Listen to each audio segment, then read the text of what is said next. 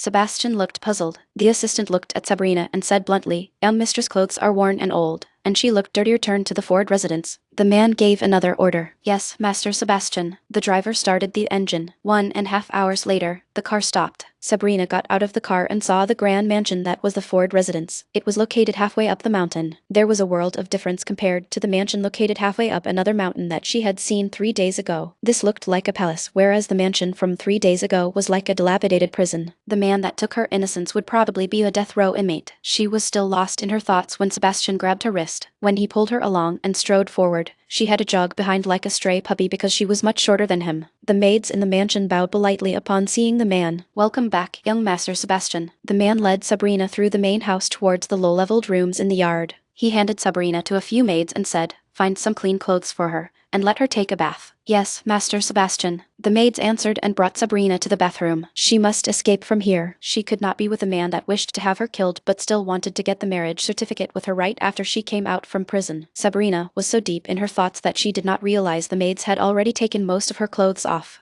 The maids sighed together. Those bruises on her neck seemed to be love bites. When Sabrina had regained her focus, she frantically bit her lips and said, "Am not used to others bathing me. Please leave and I will bathe myself." One of the maids asked, "You are young Master Sebastian." Sabrina quickly interjected and said, "Maid, bathe yourself then." The maids turned around and left him politely. When they went out, one of the maids let out a cold snort in a sarcastic way. "I thought she was young Master Sebastian's woman. She turned out to be only a maid. She looked like a promiscuous thing. Who did she think she was to let us bath her?" When the maid looked up, she saw Sebastian standing right outside the bathroom. The maid immediately shut her mouth in fear. In the bathroom, Sabrina looked at herself in the mirror with her face flushed red. Her most precious first time was taken by a man whom she had never even met. In addition, she would never know what he looked like forever. She shut her eyes, and tears glided from her cheeks to her neck. "You really are a filthy woman," said a harsh male voice. Sabrina opened her eyes in a panic. Sebastian was looking at her neck with disgust. Sabrina frantically covered herself with her clothes. The tears of anger and shame came sliding down her face.